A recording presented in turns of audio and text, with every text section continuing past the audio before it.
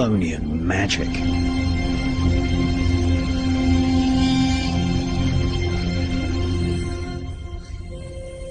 The secret teachings of the mystery schools of Baghdad eventually spread to Egypt, where centuries later the royal pharaohs would use dark mirrors to contact spirits. Iraq is now one of the Persian Gulf states, but in ancient times Iraq was known as the Kingdom of Babylon. The name Babylon means the gate of the gods. In ancient Baghdad there once stood giant statues of bulls with human heads. This was the famous Babylon Gate, which today, like so many treasures from this ancient land, is now on display thousands of miles away in the British Museum. The so-called Babylon Gate of the Gods was not just a physical gateway. The statues represented a psychic gateway, a portal where telepathic messages could be communicated to the ancient gods of the stars. The Baghdad Museum has a collection of stone tablets and statues illustrating what these star gods looked like. They were called the Anunnaki.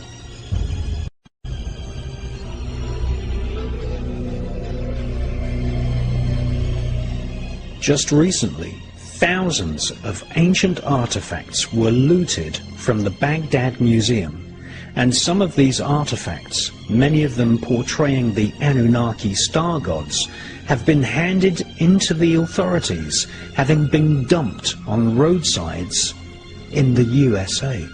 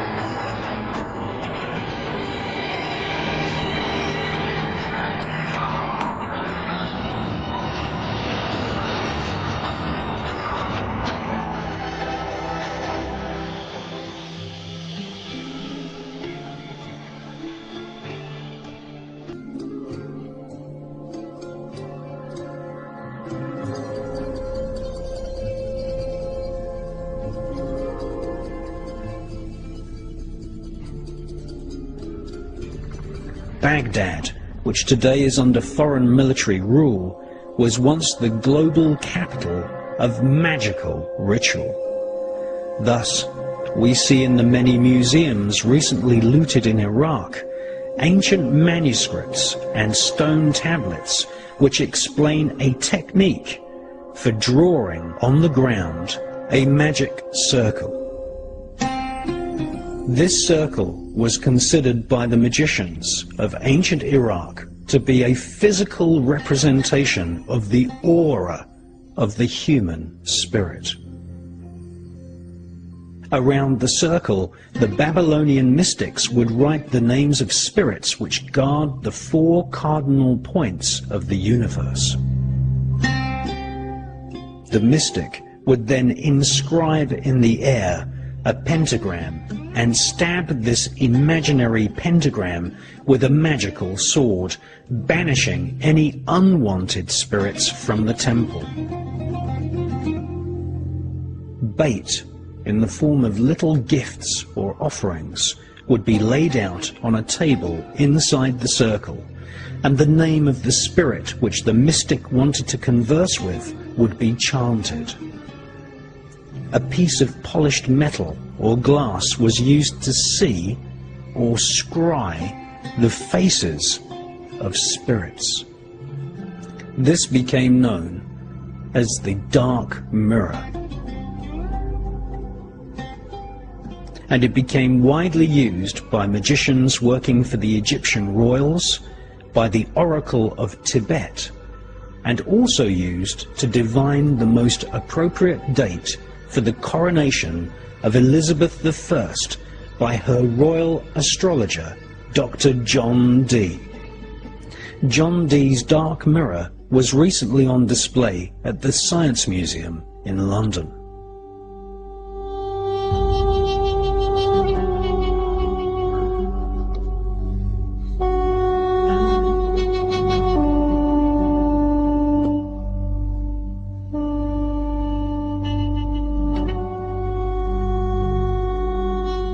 Shamanism, paganism, and Druidism from Europe, the Mediterranean and the Persian Gulf states coalesced into a form of occult science. The formulation of magical spells became popular in the Greek islands, where mystery schools dedicated to hallucinogenic plants flourished for thousands of years before the birth of Christ.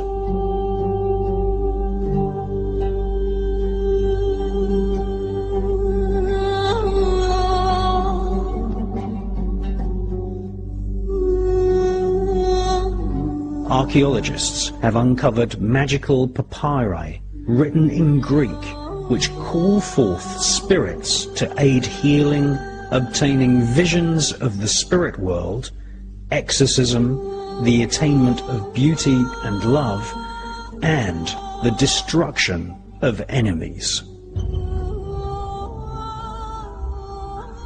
These Greek magical spells influenced magical tradition across the Holy Lands and later influenced magical texts published in medieval Europe. The names of the spirits invoked in these magical ceremonies had to be called out accurately, with the correct pronunciation, in order to summon the correct spirit. In other words, the magician had to be good at grammar. And these European magical spells became known as grimoires, which is an old French term for grammar. If you invoked the wrong name, then you would end up invoking perhaps an astral corpse or an imposter spirit.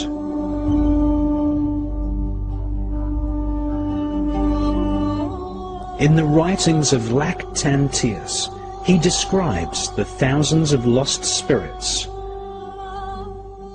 They are defiled and abandoned demons who roam the face of the earth seeking comfort in destroying men.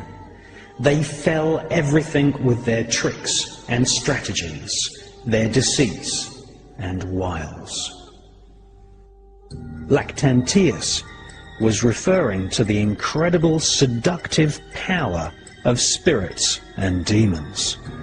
If you perform magical ritual well, choosing a time which is most conducive astrologically, and calling the names correctly, then in the mind's eye of the magician, or more alarmingly, in physical plain view, perhaps in the reflections of a crystal ball, or forming a face in the smoke of sacred incense, you will eventually be confronted with the presence of a spirit.